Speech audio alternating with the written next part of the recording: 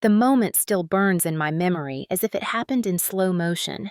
The living room was glowing with warm light, the paper streamers and shades of lavender and gold hanging from the ceiling, the voices of children singing happy birthday, rising and falling in sweet unison.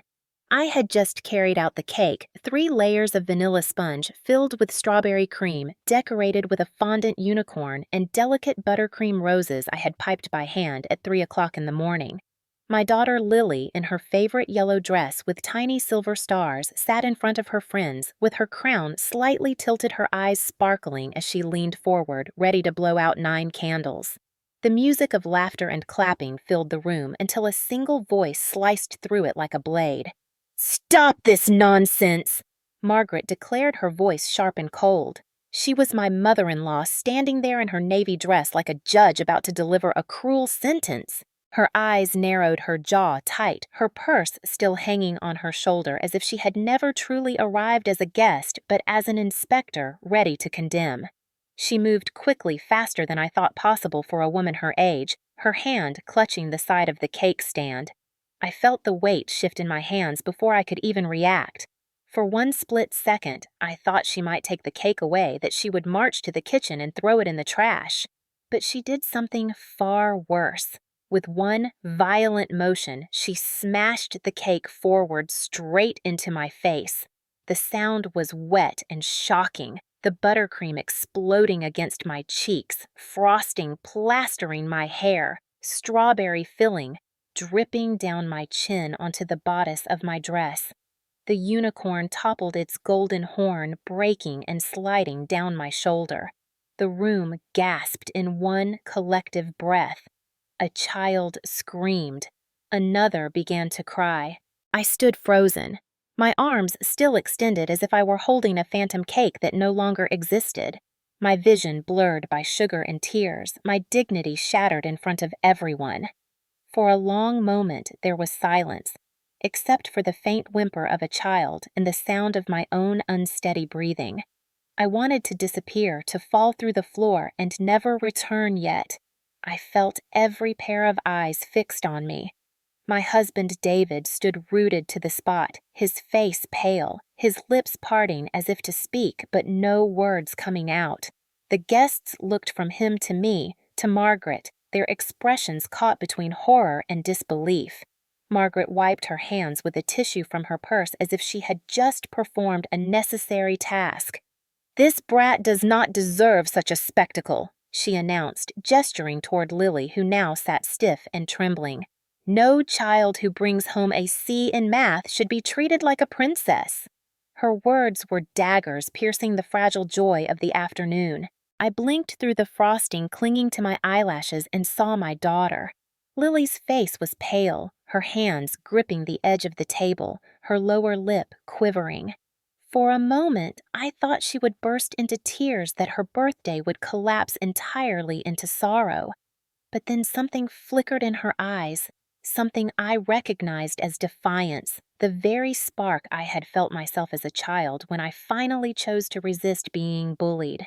She tightened her hold on the small tablet pressed against her chest. It was as if she had been waiting for this very moment. She looked at me with tears shining but not falling, and then she looked back at her grandmother. Her shoulders straightened, her little chin lifted. I saw in her expression the storm that was about to break. That was the second the party changed forever. "My name is Sarah, and I am 34 years old. For the past decade, I have been teaching elementary school in Seattle. I love my job because I believe children deserve encouragement and patience, not ridicule and fear. At home, I try to bring the same philosophy, creating a safe and gentle space for my daughter Lily. She turned 9 today.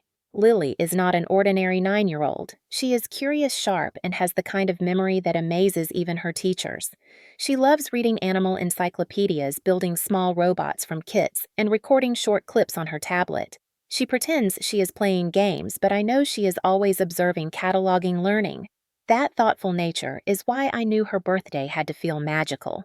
Lily had begged me for a unicorn cake. She drew me sketches of the exact details she wanted. She wanted pink hooves, a golden horn, and rainbow buttercream roses. I promised her I would make it happen, and I spent nights after grading papers carefully sculpting and baking. My husband David tried to help, but mostly he found excuses to be in the garage or picking up errands. He is a good man at heart, kind and loyal, but he struggles to confront conflict. His mother Margaret has dominated his life for as long as I have known him. At 36, he still fears her judgment the way a child fears punishment. I fell in love with his gentle nature when we first met, but that same softness has left him paralyzed whenever his mother crosses boundaries. And she crosses them constantly. Margaret is 63, a retired bank manager and a master of control. She likes things precise, orderly, and according to her standards. From the beginning, she told me I was beneath her son. A teacher, she scoffed when David told her about me, as if shaping young minds was something shameful. When Lily was born, she immediately declared that the baby had my nose, my unruly hair, and therefore would never be beautiful or graceful. She wanted her granddaughter to be quiet, obedient, and academically flawless. Anything less was weakness. For 9 years, I have endured her barbed comments, her critical glances, her sighs whenever I made a decision. I told myself it was temporary, that maybe with time she would soften, that family ties could overcome her bitterness. But instead, she grew sharper, more intrusive, more determined to remind me that in her eyes, I would never measure up. David's strategy has always been retreat. He avoids phone calls or rushes through them. When Margaret visits, he finds chores in the garage or errands to run. He does not raise his voice at her. He simply folds into himself like a man cornered. And I, left without support, have carried the weight of her disapproval alone. Yet I also knew Lily was watching. Children notice far more than we think. My daughter has seen me swallow tears in the kitchen. She has heard her grandmother call me names when she thought I was out of earshot. She has seen her father sigh, rub his temples, and say nothing. That is why this birthday felt so important. I wanted Lily to know she was celebrated, cherished, worthy of joy. I wanted her to feel surrounded by love, not criticism. We invited only a small circle. 3 of her classmates with their parents, our neighbors, who often help us with babysitting, and a couple from David's office who have become our friends. I decorated the living room with lavender and gold streamers, filled purple goodie bags with butterfly clips and candies, and set the table with mismatched vintage plates I had collected from thrift shops. Each plate carried a story, and I told Lily that imperfections are part of beauty. That morning, she woke up early, bouncing into my room, wearing her chosen dress with silver stars, clutching her tablet to her chest. "Do you think Grandma will like my surprise?" she asked with hesitant hope. I forced a smile and told her she would. Deep down, I doubted it, but I wanted her to feel confident. She had been working on something secretly for weeks. She called it her project. I thought it was another creative story, or maybe a slideshow for school. I had no idea what she was truly preparing. When Margaret arrived, she carried nothing but her large purse. No card, no gift, not even a balloon. She surveyed the decorations like a health inspector finding violations. She pursed her lips at the paper streamers and shook her head at the cupcakes I had set on the counter. She sat down in the living room corner chair, her throne, and began issuing remarks. "Children today are spoiled. Sugar is poison. Screen time ruins brains." Every word was designed to puncture the lightness of the day. I tried to block her out, reminding myself the focus was Lily. The other parents smiled politely, though I noticed their discomfort. Still, I kept moving, checking decorations, adjusting Lily's crown, praying the day would hold together. But under it all lay the tension that had built for years, the weight of Margaret's disapproval pressing on every corner of our lives, waiting for the moment to burst.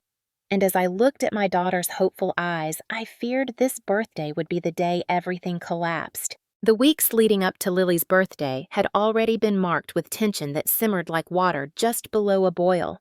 Margaret's phone calls came daily, her voice sharp even through the speaker. She asked what grades Lily had earned, whether she had practiced piano, whether she had brushed her hair properly before school. Nothing was ever enough. When Lily brought home an essay that earned a B+, Margaret sneered over the phone that it was practically a failure. She insisted that a real granddaughter of hers would settle for nothing less than perfect scores. I tried to shield Lily from the sting of these words, but she overheard more often than not. One night, I found her curled in bed with her tablet pressed against her chest. When I asked what she was doing, she quickly switched the screen to a cartoon game and said she was fine. I kissed her forehead and let it go, unaware of what she was truly recording. The memories of past holidays returned to me like ghosts.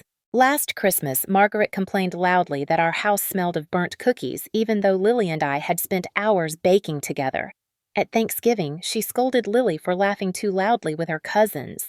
At a school recital, she whispered to another grandmother that Lily would probably grow up average, not talented like other children. Each moment felt like a paper cut small but relentless, and together they left wounds that never fully healed. David always tried to calm me with excuses. "Mom is traditional," he would say. "She means well. She just wants Lily to be her best." But the truth was, Margaret wanted control, not improvement. She wanted submission. The older Lily grew, the more I feared she would internalize her grandmother's cruelty as truth. And I could not allow that. I tried to create little sanctuaries of joy. On Saturdays, we painted pottery at the community center. On Sundays, we walked by the lake with our dog telling stories and making up songs. I told Lily that she was clever and kind, that mistakes were part of learning, that grades did not define her worth. Yet I could see the shadow of her grandmother's words haunting her eyes. Sometimes she would ask softly, "Do you think I am average, Mommy?" I hugged her tightly and told her no, she was extraordinary. But the doubt lingered. When David's sister visited from out of town, she confirmed what I already knew. Margaret had been complaining to relatives that I was raising Lily to be spoiled, that David should consider custody if I could not toughen her up. Hearing this felt like a punch in the chest. It was one thing for Margaret to insult me privately, but another to spread poison to the family. My sister-in-law apologized, saying she did not agree, but the damage was done. The knowledge that Margaret was plotting something more sinister settled heavy on me. The night before the birthday party, I stayed up until 3 o'clock finishing the cake. Lily sat beside me in her pajamas, carefully sprinkling sugar stars onto the frosting. She whispered, "Maybe Grandma will see how pretty it is and be proud of me." My heart ached because I knew the chance of that was slim. Still, I told her, maybe this time things would be different. Deep down, I braced myself for disaster. The morning of the party, Lily was radiant with excitement. She wore her yellow dress with silver stars and a little paper crown she had made herself. She bounced into my room holding her tablet and asked again, "Do you think Grandma will like my surprise?" I nodded, even though my stomach churned. She kissed my cheek and skipped away. When Margaret arrived precisely at 2 o'clock, she brought no gift, no card, nothing but her critical eye. She scanned the decorations, frowned at the butterfly streamers, and muttered that it was excessive for a 9-year-old. David stood by with his coffee mug, staring into the liquid like it could save him. "Mom, please, it is her birthday," he mumbled. Margaret ignored him. She sat in the corner chair like a queen, issuing pronouncements. "Children today are spoiled. Sugar is poison. Screens rot the brain." Each statement punctured the air like a needle. The other parents exchanged glances, uncomfortable but too polite to comment. I felt the knot in my stomach tighten. Lily busied herself arranging party favors on the table. She placed one bag especially decorated at Margaret's spot with glitter letters spelling "World's Best Grandma." She had worked on it late into the night, believing that maybe, just maybe, a handmade gift would soften the woman who had only criticized her. Watching her carefully set it down broke my heart because I knew what was likely to come. The children arrived in bursts of laughter and energy. Indigo showed Lily a telescope app. Waverly handed her a hand-painted gift. Jasper, the class clown, burst in with jokes that made everyone laugh. The parents drifted to the kitchen sipping drinks and chatting. For a short while, the house filled with joy. But Margaret remained in her throne, issuing her comments like verdicts. She scolded Lily for slouching, called the face-painting vanity dismissed musical chairs as teaching aggression. Each word chipped away at the atmosphere. David floated between rooms, avoiding confrontation. I pulled him aside, begging him to ask his mother to stop. He rubbed his temples and muttered, "She is just being herself." I wanted to scream, but instead I returned to the living room where Lily sat rigid, trying to maintain perfect posture under her grandmother's glare. I saw her eyes dart to the tablet resting on the shelf nearby. There was something calculating in her gaze that unsettled me. Still, I kept moving, determined to hold the party together. For an hour, the tension simmered thinly, masked by games and songs, but I could feel it building like a storm gathering force. The decorations fluttered in the warm air, the candles waited unlit, and deep inside I knew Margaret was only biding her time, waiting for the perfect moment to strike. And I feared it would come when Lily most wanted to shine. When the moment finally came, it unfolded with such brutal clarity that I can still hear the sound echoing in my ears. The children had just finished a round of musical chairs and were giggling as they returned to the table. The parents gathered in the living room, their phones out to take photos, their faces warm with the anticipation of the birthday ritual. I dimmed the lights and carried the cake from the kitchen. The candles flickered, casting a soft glow on the buttercream roses, and the fondant unicorn perched proudly at the top.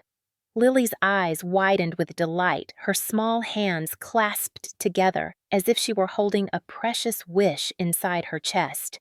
The singing began, voices rising, clapping filling the room, the sound of pure celebration.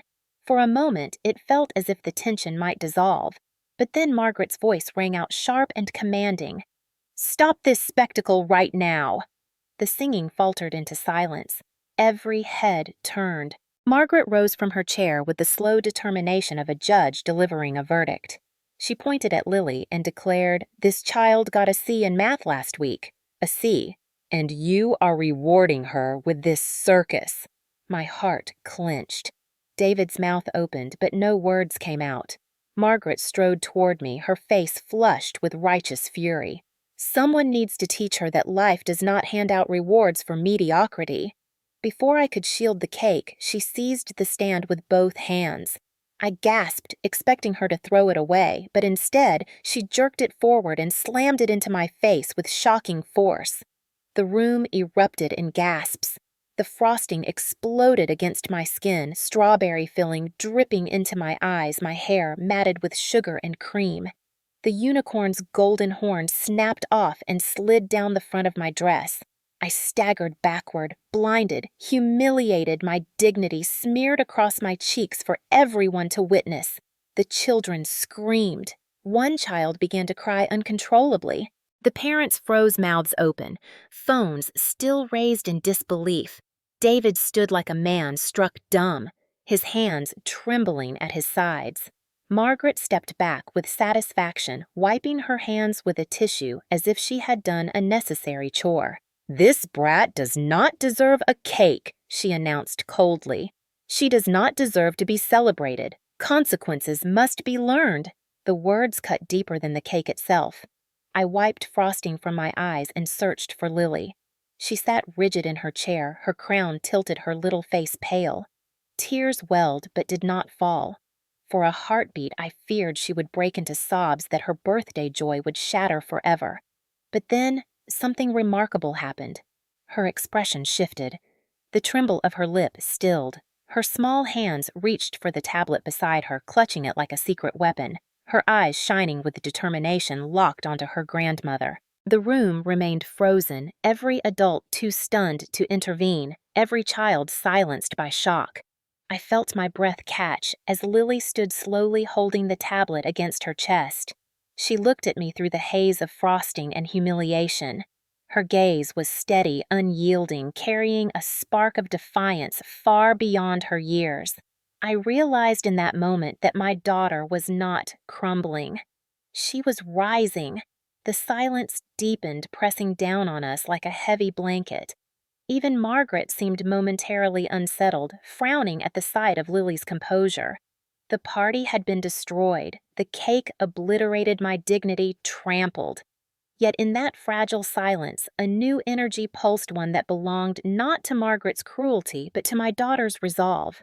I wiped my face, trembling as Lily drew in a breath. The storm had broken, but another was about to begin, and it would not be Margaret who held the power this time. It would be Lily. Lily's small voice broke the silence, steady, though her hands trembled slightly around the tablet she held. "Grandma, I made something special for you," she said, her tone calm in a way that carried across the room like a ripple across still water. Everyone turned to her, the 9-year-old standing straighter than anyone else in the house. "Want to see it?" she asked. Margaret narrowed her eyes, adjusting the strap of her purse, her mouth twitching in irritation. What could a child possibly show me that matters? Yet curiosity and pride kept her rooted. Lily moved toward the television, her steps deliberate, her shoulders squared as though she had practiced this moment in her mind many times. She connected the tablet to the screen with the precision of a child far older, her little fingers tapping commands she had rehearsed in secret. The screen lit up and cheerful music played colorful letters appearing with a title that made everyone lean forward. Important Lessons from Grandma Margaret by Lily. For an instant, Margaret's lips curved upward, mistaking the moment for tribute. At least someone appreciates me, she muttered. But then the first clip rolled. The video, shaky at tablet height, showed Margaret seated in our living room months earlier, speaking on the phone while she thought Lily was asleep. That child is manipulative just like her mother. Margaret's voice echoed from the speakers. She cries to get attention. Pathetic, really. 9 years old and still acting like a baby. In the reflection of the glass cabinet, a tiny Lily was visible curled on the couch, tears streaming silently as she listened. A collective gasp filled the room. Margaret's face paled, her mouth tightening. "How did you get this?" she snapped, but Lily ignored her. The next clip appeared. It was Christmas morning on a video call. Margaret, unaware she was being recorded, told a relative that David had married beneath him. "Sarah cannot cook properly, cannot keep house, and she is raising a spoiled brat. I am embarrassed to tell my friends about them." The room was silent except for the sting of those words. David's face turned crimson, his mouth parting as though punched. Another clip followed. At Lily's school play, Margaret whispered to another grandmother that Lily could not remember her lines, had no talent whatsoever, not like other children in the gifted program. On screen, Lily's small shoulders sagged as she overheard, though she forced a smile for the crowd. The audience in our living room shifted uncomfortably, parents shielding their children from the cruelty. Margaret sputtered, "You do not understand. I was only trying to push her," but the video rolled on mercilessly. It showed Margaret at a restaurant with her book club saying David was too weak to divorce me, but that she was documenting every mistake I made for future custody hearings. The air grew heavy with outrage. My hands shook, frosting still sticky on my skin, as I reached for Lily's arm, but she stood strong eyes fixed on the screen. The final clip froze the room. Dated only weeks earlier, it showed Margaret in our guest room speaking on the phone. "I think David should file for divorce soon," she said, her tone cold and deliberate. "Sarah is dragging him down and Lily is hopeless. Bad breeding always shows. If he remarries someone better, maybe the next child will have a chance at success." Gasps rippled across the guests. Waverly's mother clutched her daughter's hand tightly. Indigo's father muttered, "This is cruel."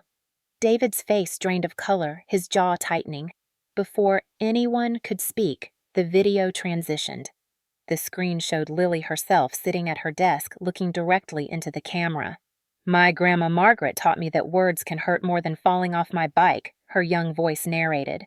"She taught me that family is not always kind, that sometimes people smile at you while cutting you down. She taught me that bullies come in all shapes and sizes, even grandmother sizes. She taught me that when people lie about being nice, evidence is important." The screen faded to black with cheerful credits. Special thanks to my tablet's recording feature cloud storage and Mrs. Adams, who taught us about documenting sources. Thank you to Mommy for always hugging me after Grandma's visits, even when she did not know I needed it. The dedication read, "This is for all kids with relatives who pretend to love them, but really do not. You are not alone." The room remained utterly still. Margaret's face flushed red with fury, her hands clutching her purse straps so tightly her knuckles whitened. "This is an invasion of privacy!" she shouted, turning on David. "Are you going to allow your daughter to humiliate me?" David opened his mouth torn between fear and truth. Before he could answer, Lily stepped closer, her chin lifted. "I only showed the truth," she said softly but clearly, "and everyone deserves to know it." The impact of her words landed harder than the cake that had smashed into my face. The child who should have been crushed rose instead as the one who carried the strength none of us had found. In that moment, the power in the room shifted entirely. It no longer belonged to Margaret. It belonged to Lily and to the truth she had chosen to reveal. The silence after Lily's words was louder than any shout. Margaret's chest heaved, her eyes darting around the room as if searching for someone to defend her. She clutched her purse like a lifeline and hissed, "This is outrageous! This is illegal!" She turned on David, her son, with the full weight of her fury. "You are going to let your wife and your daughter destroy me like this." For 9 years, David had always shrunk in these moments, lowering his head, murmuring excuses, retreating from confrontation. But this time, something shifted in him. His shoulders straightened, his jaw set, and his voice, though trembling, rose strong enough to fill the room. "No, Mom," he said. "What I saw was you destroying us. You have been poisoning this family for years, and I let it happen. I let you hurt Sarah. I let you humiliate Lily because I was too afraid to stand up to you." His eyes glistened with tears as he spoke, and for the first time in our marriage, I heard strength in his tone. Margaret recoiled as if slapped. "How dare you?" she spat. "After everything I have done for you." "What have you done?" David demanded. "Tell me, because what I just saw was you tearing down my wife, telling strangers my daughter was worthless, plotting to take her away from me. What kind of grandmother does that?" Margaret's mouth opened, but no words came. The guests, who had stood frozen until now, began to murmur. Indigo's mother stepped forward, her voice steady. "Ma'am, what we saw was abuse. No child deserves that." Waverly's father added, "I would never let my mother speak that way about my child. You should be ashamed." Margaret's gaze darted wildly, seeking an ally, but found none. The children huddled closer to their parents, eyes wide with confusion and fear. Even Jasper, usually bubbling with jokes, was silent. The authority Margaret had wielded so confidently collapsed in an instant. She grabbed her purse, muttering, "You will regret this, all of you. I will make sure everyone knows what kind of family you are." But the threat rang hollow. Indigo's father shook his head firmly. "We know what kind of family this is," he said, "one with a brave little girl and a mother who deserves respect." His words brought tears to my eyes. Margaret stormed toward the door, her heels striking the floor with angry beats. She slammed it behind her so hard that the paper streamers shook and a few decorations fell to the ground. For a moment, the room remained quiet, the weight of what had just happened pressing on us. Then slowly, the parents began to move. Waverly's mother crossed to Lily and bent down. "You were so brave, sweetheart," she said gently. "Do not ever doubt that." Indigo's father clapped David on the shoulder. "It takes courage to stand up to family," he said. "I know." Jasper's mother offered me a tissue and whispered, "You handled this with dignity." I wiped frosting and tears from my face, holding Lily close. My daughter's small body trembled against mine, but her eyes shone with a calm pride. She whispered, "I told the truth, Mommy. That is all." My heart swelled with a mix of pain and awe. Later that evening, after the guests left, David called his sister, confessing everything. She listened in shock and promised support.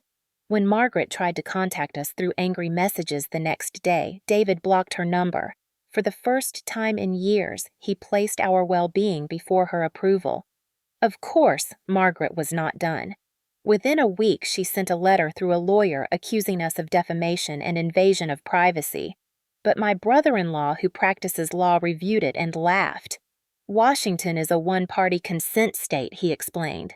Lily had every right to record conversations she was part of or overheard in her own home. Margaret had no case. The relief washed over me like a tide. Word of what happened spread quietly through our neighborhood. Parents who had attended told others of Lily's courage. At the grocery store, women approached me to say they admired her strength. At school, Lily's teacher praised her project, calling it a remarkable example of standing up to bullying. Margaret, meanwhile, grew isolated. The relatives who once listened to her complaints now turned away embarrassed by the evidence that had surfaced. Her power dwindled, her voice no longer carrying weight. David began therapy, admitting he had hidden behind silence too long. He told his therapist he wanted to learn how to protect, not just provide. Each Thursday, he left work early for his session, and when he came home, he spoke with a new clarity. He told his boss he would no longer work weekends. He told me he was sorry for the years of retreat. He told Lily that she was the bravest person he knew. Our home slowly healed. Lily still had nightmares of the cake smashing into my face, but she also began to talk about it openly. She wrote about it in her journal, drawing pictures of a unicorn standing tall even after being broken. She told me that sometimes things must be messy before they can be fixed. Her words were wiser than her age. The memory of Margaret's rage still haunted us, but it no longer controlled us. Instead, it served as a reminder of what we had overcome together. We had faced the storm, endured the humiliation, and come out stronger. The consequences had been real. Margaret lost the control she had clung to. David gained the voice he had long buried. And Lily, our 9-year-old daughter, had proven that truth spoken at the right moment can change everything. When the house finally emptied that night, the silence felt different from before. It was no longer heavy with fear, but tender with exhaustion and fragile hope. I carried Lily to the bathroom and gently washed the frosting from her hair. She looked at herself in the mirror, giggled at the streak of pink still stuck behind her ear, then whispered, "I am glad the video worked, Mommy." My throat tightened. "You were incredible," I told her. "You were braver than anyone else in this house." She leaned her head on my shoulder, her small body warm against mine.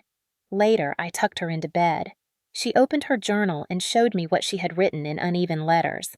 "Grandma smashed Mommy's face with my cake, but I got something better. Daddy finally defended us." My eyes blurred.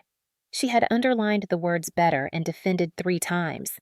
David stood in the doorway, his shoulders slumped, his face weary. He sat on the edge of Lily's bed and took her hand. "I am sorry, sweetheart," he whispered. "I should have stood up for you sooner." Lily smiled sleepily and squeezed his fingers. "You used your loud voice today, Daddy. That is enough." She drifted to sleep, and for the first time in years, David and I sat side by side in quiet unity. In the weeks that followed, small changes took root. David went to therapy every Thursday. He came home speaking openly about boundaries, about courage, about the years he had allowed fear to control him. He apologized not once, but many times, each one sincere. He took Lily to school, read to her at night, and told her he was proud of her. Lily glowed under his attention. At school, she started something new. She called it the Truth Club. She gathered a few friends and encouraged them to document kind acts they witnessed. She told them evidence can fight cruelty, but it can also celebrate kindness. Her teacher praised the idea and gave her an A+ for her presentation. She came home one afternoon beaming, holding up the paper with the bright red mark. "This time, it was real Mommy," she said, and I hugged her until she laughed. Neighbors began to stop me in the store to say they admired Lily. Some told me about their own difficult mothers-in-law, about years of silence, about the courage it took to speak out. Our story had traveled quietly but powerfully, inspiring others. I learned that we were not alone, that many families carry wounds inflicted by those who should nurture.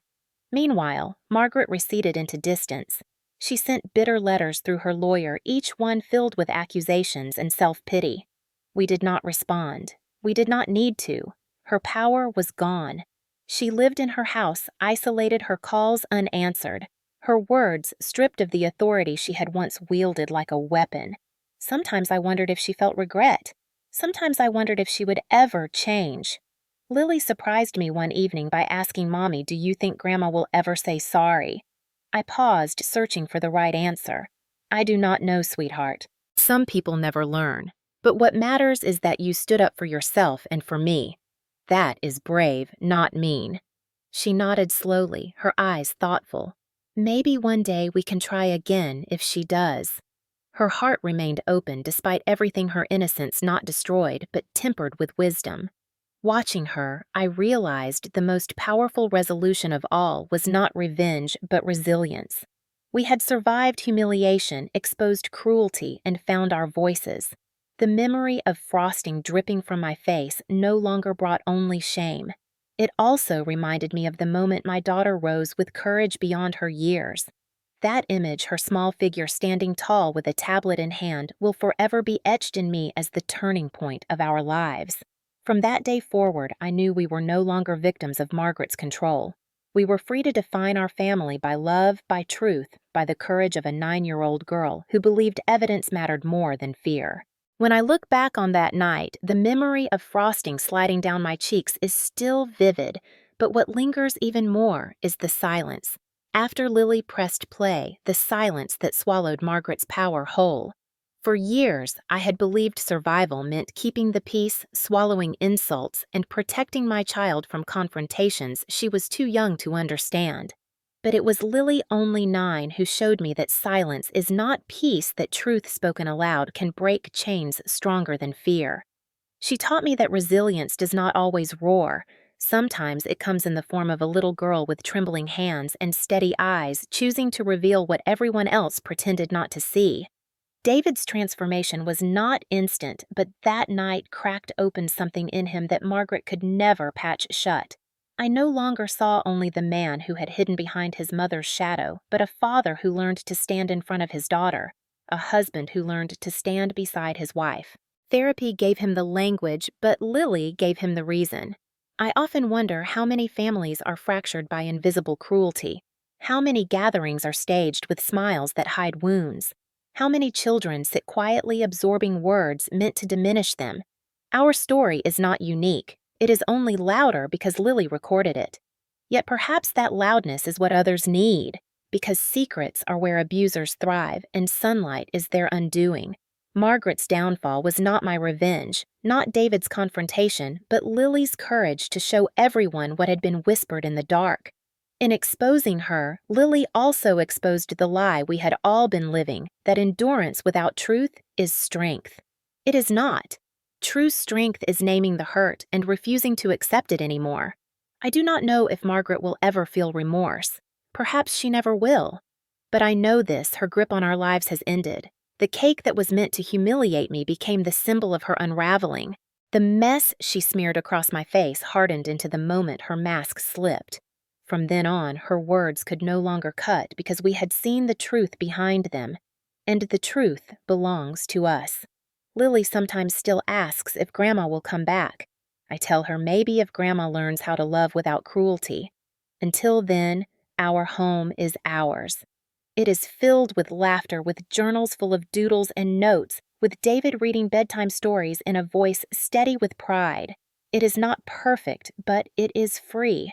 To anyone who listens to this story, I want to say, this family should never be a prison. If you find yourself silenced, belittled, or controlled by those who claim to love you, know that their words do not define you. Your worth is not theirs to decide.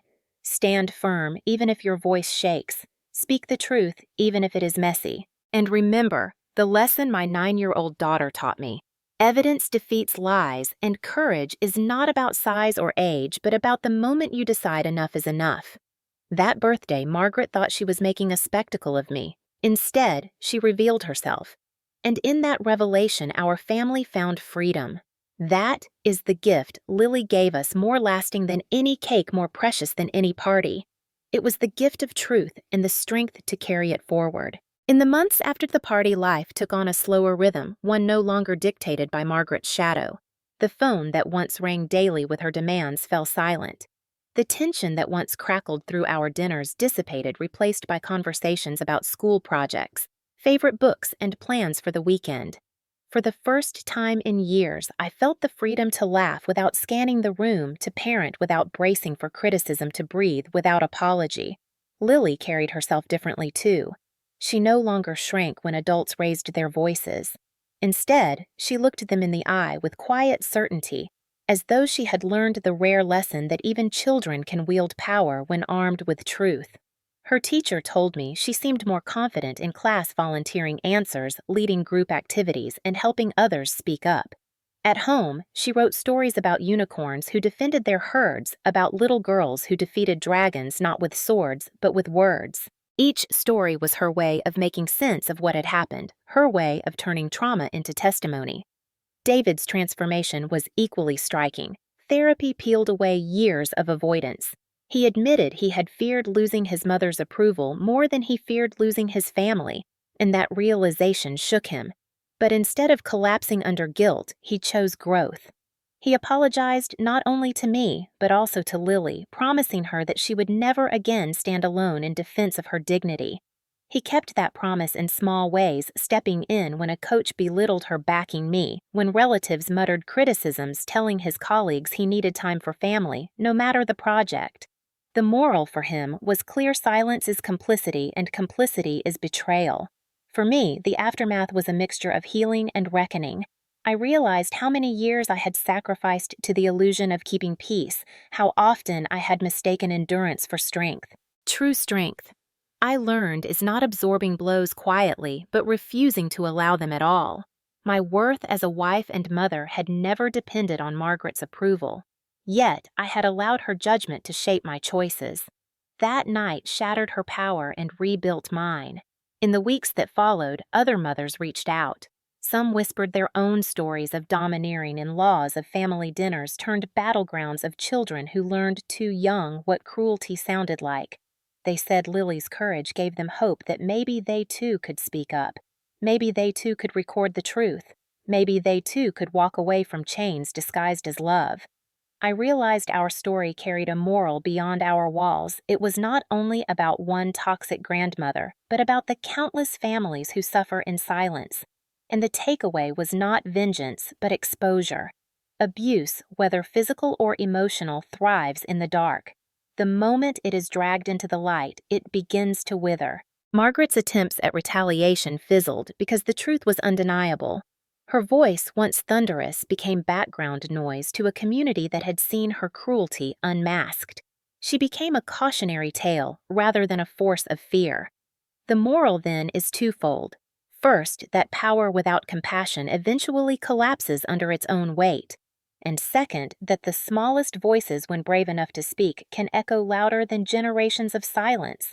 Lily's video was not just a recording, it was a declaration that truth matters, that respect is not optional, and that even a child can tip the balance of an entire family. The aftermath also reminded me that justice is not always about courtrooms or headlines. Sometimes it is about a 9-year-old girl going to school with her head held high, about a father rediscovering his backbone, about a mother finally free to raise her child without interference. Justice can be as quiet as peace, returning to a home, as subtle as laughter echoing through hallways that once carried only tension. And it can be as profound as knowing that the next generation will not inherit the same chains. Today, when I bake a cake for Lily, I let her decorate it herself. She piles on sprinkles, tilts candles at odd angles, and insists on adding too much frosting. We laugh at the mess, and I realize that the memory of a cake used as a weapon has been replaced by cakes as symbols of joy. That is the truest aftermath of all reclaiming what was broken, turning symbols of pain into reminders of resilience. If someone hearing our story is struggling under the weight of a toxic family member, I hope they take this with them. You do not owe silence to someone who harms you. You do not owe loyalty to cruelty. And you are never too small, too young, or too outnumbered to change the story. Sometimes all it takes is one voice steady in its truth to topple years of control. For us, that voice belonged to a 9-year-old girl on her birthday, and because of her, we are free.